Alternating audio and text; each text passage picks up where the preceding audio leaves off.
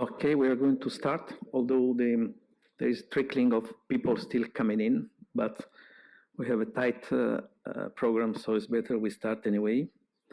Welcome, ladies and gentlemen, to this tutorial about hydrogen from the study committee C1. I'm Antonio Iliceto from Italy. I work for the Italian transmission system operator Terna. I chair this committee, and I'm delighted to have this tutorial on the first working group which SIGRE had started on hydrogen, and now there are already other ones, other working groups coming, and we will have in the afternoon also another tutorial in this room on hydrogen aspects. The working group C148 is about to finalize also the technical brochure, and the convener is Alexander Udalov from Switzerland, Hitachi Energy. He couldn't be here, but he is connected in remote. We have several speakers, as you can see. Myself, I'll be here, also running the slideshow. Herat Semarkon from Australia, from TAS Networks, is here with us. And then beyond Alexandre in remote connection, we have Jaydeep Deshpande, who was the secretary of the working group from United States, from CFS Energy. And also Kiwei Hu from China Technical University. I will give immediately the floor to Alexander Udalov, and let him start the presentation. Thanks all for being here. So very welcome from my side as well, ladies and gentlemen. Unfortunately, I couldn't be present in person there in Cairns, and thanks for the organizers to arrange the remote connection for us. So the outline of today's presentation, you can see it on the screen, right? So that we will start with the short sort of introduction, motivation for our work, which we did in the last couple of years, right? And then we will provide some brief description of the content, right, of the technical brochure. So pretty much all the sections will follow basically the structure of the brochure, and then we will talk about, let's say, different aspects of hydrogen supply chain. So looking at the production, storage, transportation of or transport of hydrogen, and then finally we will focus also on the topics related to the grid integration, so of large-scale production sites. So what are the challenges which might be caused for the grid, right? And also what are the opportunities actually we may have from operating, let's say, these facilities in the grid-friendly way. We will also talk a bit about the modeling and planning of the energy systems, including both energy vectors like electricity and hydrogen. And then finally, we will close also with a little bit of overview of different policies and supporting strategies, right, which we see basically worldwide. So maybe next slide, Antonio. So basically talking about motivation and scope, I think there are two main questions here, right? So which we will try to address. So the first one is basically what role hydrogen may play potentially in the evolving energy system towards achieving the climate neutrality, net zero, and then what we do basically at SIGRE, and what was in particular the scope of our working group, right? So please, next. So we all know very well that basically not all sectors can be directly electrified, right? So not all end-use sectors. And hydrogen is seen since some time, right, as one of the alternatives, right, how to decarbonize these sectors, right? And the demand for hydrogen is expected to ramp up. So there are multiple projections made, right? And the levels projected, of course, are quite large, right? There will be a need for very large electrolyzer capacity to produce this hydrogen on the base of renewable energy. But of course, what we also see that not many studies really focused on the wider impact on the power systems, right? So what does it mean for the system? Are they capable to host this type of capacity? Can they also benefit from the operation of this capacity and so on? So that was essentially the main reason why we basically started this working group at SIGRE. So trying to understand this kind of interplay between the emerging hydrogen infrastructure and the existing, let's say, grid systems. So we started our activity in 2001. So it's basically the third year. We are working on finalizing the technical brochure now. You see that we have quite a large coverage, let's say, geographically, right? So we have active experts coming from 15 countries across all continents, so that we were able to capture, let's say, important regional aspects of hydrogen economy, right, and see different views, right, across the world. And talking more specifically about the scope, right, so you can see that one of our activities is basically collecting and analyzing large number of studies, because obviously it has been studied quite actively in the last, let's say, 5 years, right? There are many reports, many analyses done. Also, we try to dig deeper a little bit into specific use cases, again, to understand the pattern of usage, right?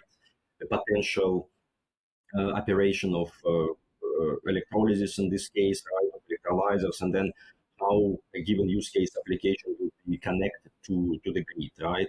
And then also, last but not least, of course, is the topic related to grid integration. So the physical interface to the grid, the control, the operation, the integration of the markets. I think it's another important aspect. So how the electrolyzers can be potentially integrated and providing different grid services. So it was one of the topic, and then also regarding the compatibility with, let's say, different grid codes, how this could be addressed. I think that was another aspect which was studied and will be presented a bit later today. Please, next slide. Tonio, yeah. Okay. So here we just have sort of a reminder, right, that the CO2 emissions, they are large amount, right? Actually, the figure which you see on the screen, it corresponds to the 2018 numbers. I think the last figures for 2020 is actually 36.8 gigatons, so we see an increase in emissions, right?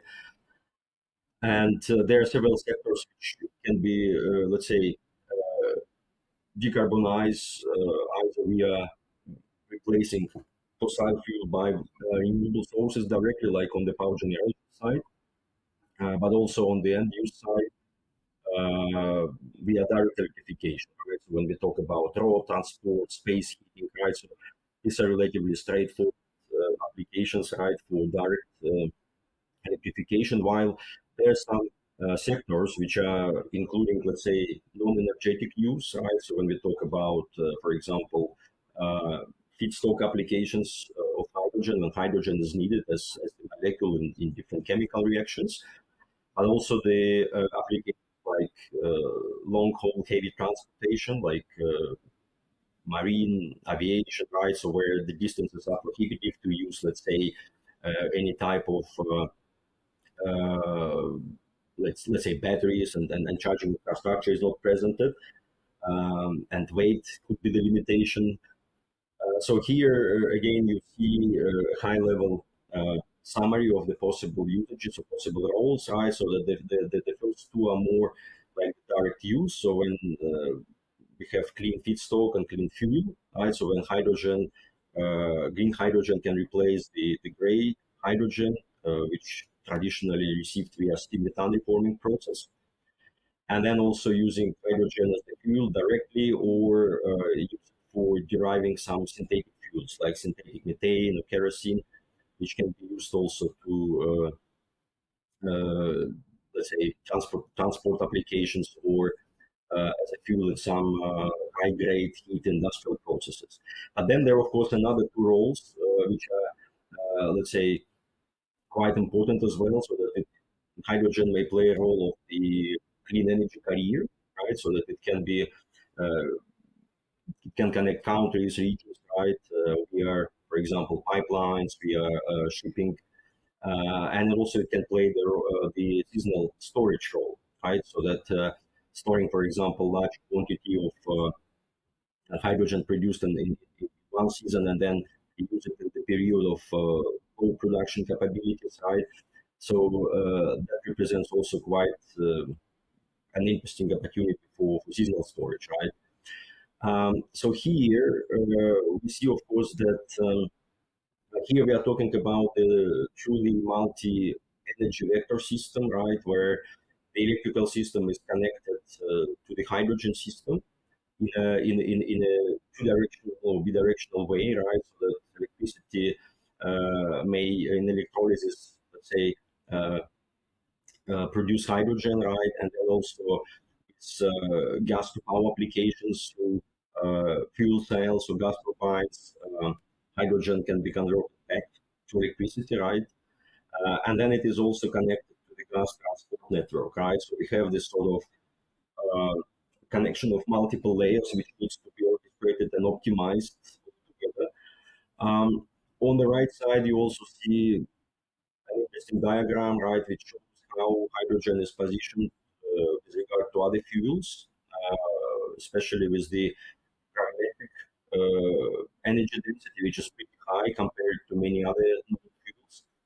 But of course, what is important, especially when we talk about storage or transport of hydrogen, is the volumetric density, right? And this is, I would say, one of the key points, right, of hydrogen as an energy carrier, because it requires basically much larger volumes to transport, let's say, the same quantity. So I think we will address this point later when we talk about transport and energy storage. So we talk here about end-to-end hydrogen system, so that we will go in the next speeches, we will go basically through all the chain, right, starting from production, conversion of hydrogen, which is frequently not get enough attention, right? But obviously, as an output from electrolyzer, hydrogen is not necessarily ready for transportation and storage, right? So it needs to be converted, compressed, or converted to some other energy kind of carrier. And then transportation and storage, of course, are important because very frequently production and consumption sites are distant from each other, and also the period of green hydrogen production basically driven by the Mesopotamia side. So there could be periods of potential oversupply, which doesn't necessarily match with the demand at that moment, right? The demand of hydrogen. So essentially, there is a strong need for also bridging this kind of temporal gap, right, between the production and demand. And so again, as I said, we are talking really about the system, right? So the hydrogen system, which includes potentially very large territories, right? They're basically areas where hydrogen can be produced at low cost because of very favorable conditions of renewable energy availability, capacity factors, and the demands of right, where we have large industrial centers and so on. So the question of how all these can be basically interconnected, it's becoming really important, right? And how this could be all optimized, right, with the infrastructure, technical infrastructure, and hydrogen infrastructure. Thank you, Alexander. We now go to the chapter about hydrogen final use cases, and I give the floor to Jaydeep from United States. So the floor is yours, Jaydeep. Yep, let's run with this. So thanks all for joining. So we are going to look at all the downstream use cases for hydrogen that are possible today and cases that will be enabled in the future with new green hydrogen production capacities coming online. At large, we expect that hydrogen can cover up to 16% of the global demand by 2050. And in addition, we expect that in Europe, it will be 8 to 24% of the total energy demand by 2050. When we look at all the downstream use cases of hydrogen, they can be broken down into three buckets. We have industrial feedstock, industrial processing, and some sort of transport. It may be long haul transport or short haul transport, but primarily it will be dominant in long haul transport as we expect. Hydrogen demand is likely to grow significantly, as you can see in the charts below. Antonio, next slide, please.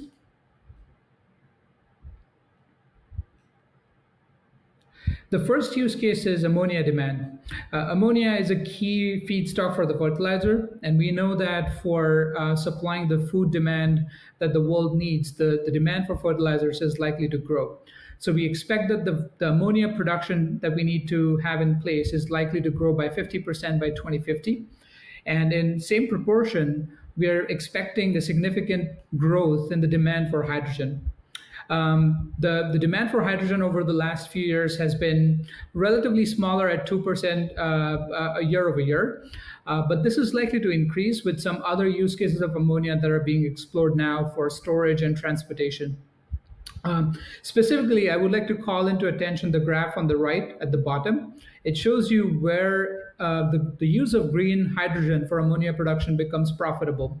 And you can see there that for hydrogen prices falling below 2.3 euros per kilogram, around that price point is where the green hydrogen provides a significantly better pathway to displace the existing hydrogen production for meeting the ammonia demand. Especially with the carbon taxes coming into play, we have reason to believe that it'll become even more economically viable to make ammonia using green hydrogen by 2035 onwards. Next slide, please.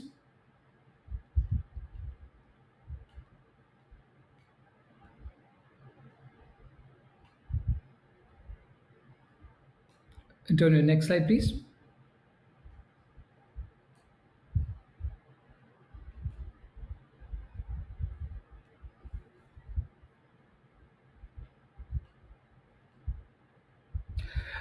Historically, as you can see here, ammonia has been produced using Haber-Bosch process. Haber-Bosch process is probably one of the oldest large-scale industrial chemical processes that exists around the world.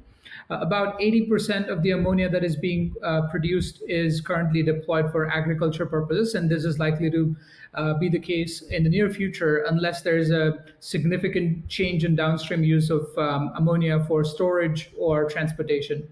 It takes about 0.2 kilogram of hydrogen to produce 1 kilogram of ammonia. The interesting thing here to note is it's possible to replace the black or gray hydrogen that we use in the current process with green hydrogen, as long as you just switch the feedstock. So modified Haber-Bosch process can be tuned to use green hydrogen instead of the black or gray hydrogen that is currently used, which is produced using steam methane reforming. So in the current process, we use natural gas as the feedstock input, which gets converted into hydrogen, and that hydrogen gets then supplied to the Haber-Bosch process.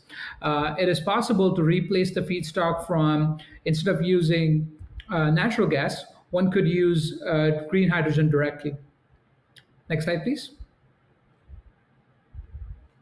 So then the next possible question is, where are we today? How likely it is to replace the black or gray hydrogen with green hydrogen? The chart on the right, the subfigure A, where you will see a green bar, that shows you the net impact of hydrogen production in the life cycle CO2 emissions of ammonia production. So, of all the contributing factors, the largest contributing factor is, in fact, the SMR CO2 emissions for converting natural gas into hydrogen. So, if we replace that with electrolyzers, we can almost virtually eliminate all the CO2 emissions coming from SMR process. The yellow bars that you're seeing on the figure on the right shows you the electricity, the CO2 emissions coming from electricity production. So as long as we are able to use clean sources of energy, we can virtually drop the CO2 emissions in ammonia production by at least one order of magnitude. But at the minimum, just by changing the feed source, we can expect to reduce the emissions by 50% if we choose green hydrogen over the current process of SMR.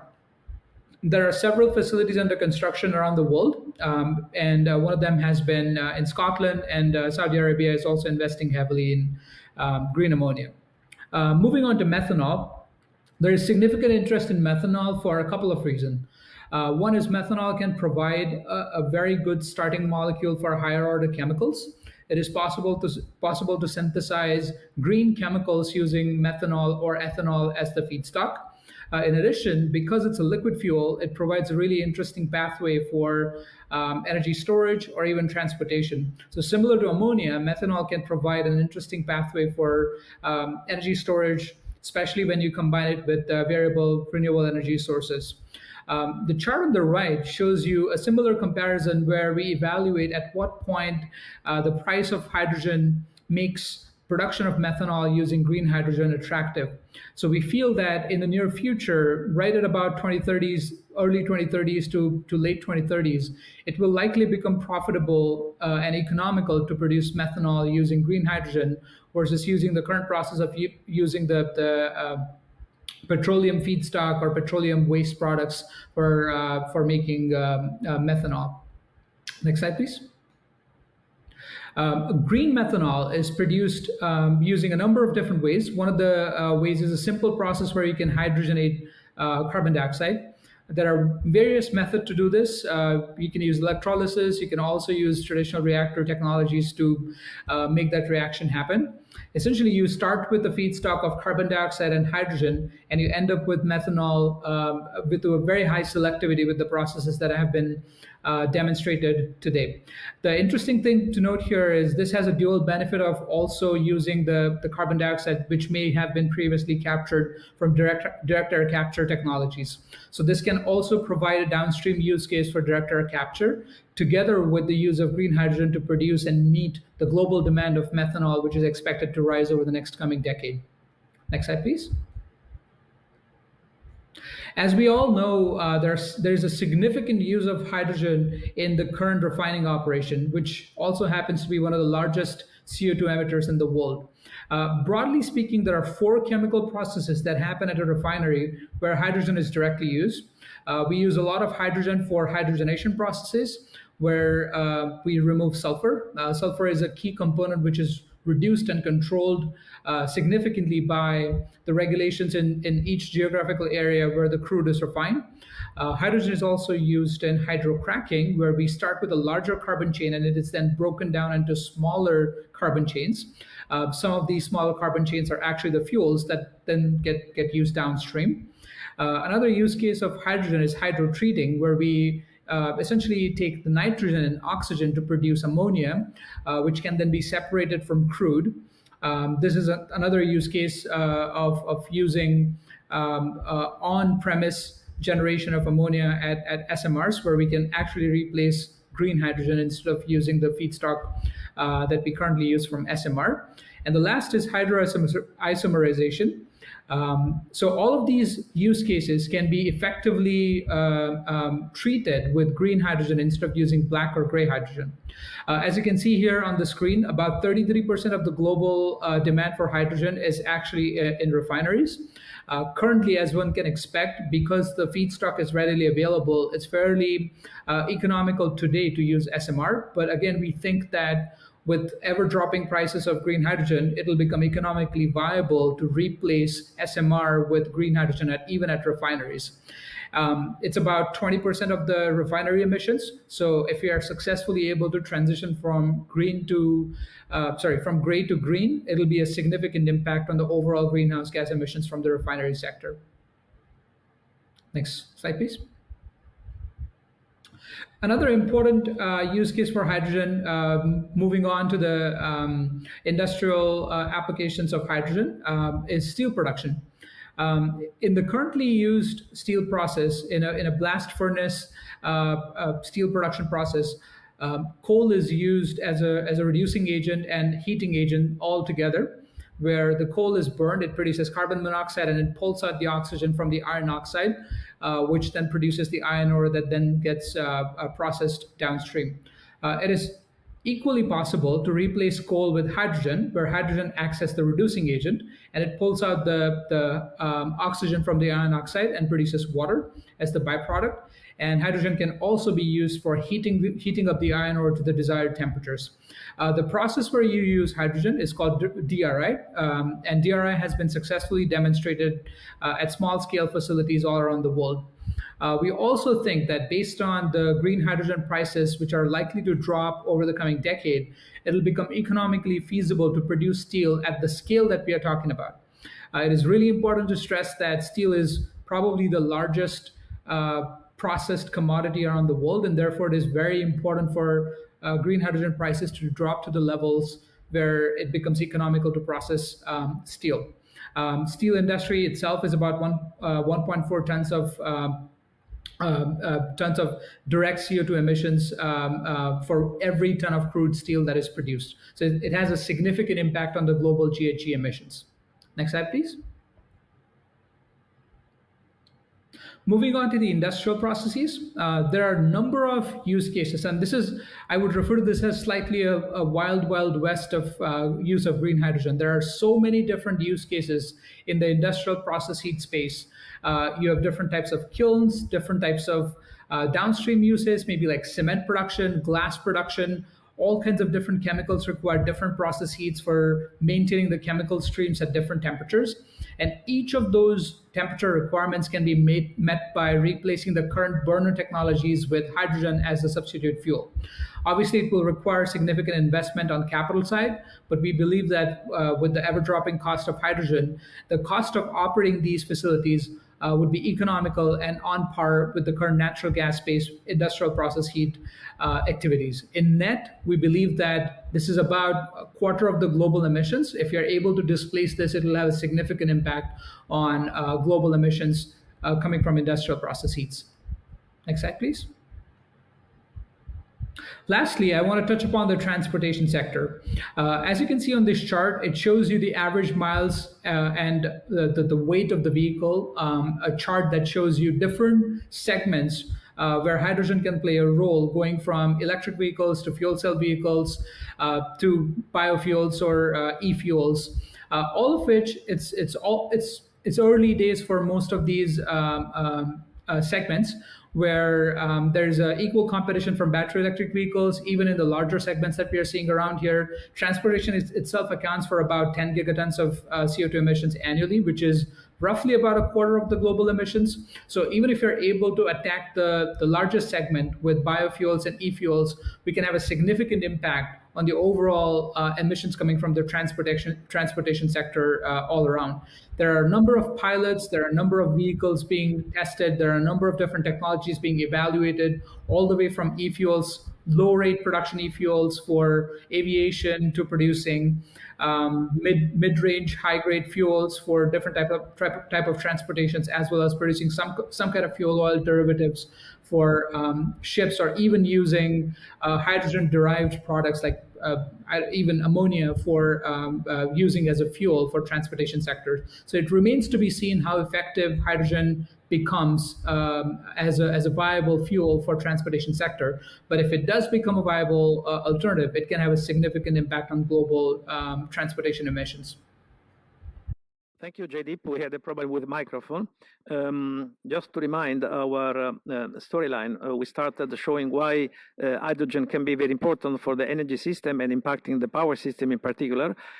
We have seen that it is a system. Alexander showed us that it has to be considered as a system. So we are going now through the different steps. We started with demand because there is a lot of attention about electrolyzer, about production and cost of production, but it is a system. And the first point is which is the demand. So we have seen in quite a detail which are the sectors, and mostly the first ones will be the industrial sector, probably transport and other will follow.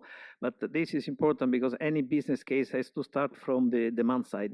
And now we go to the production, and I call Kiwei.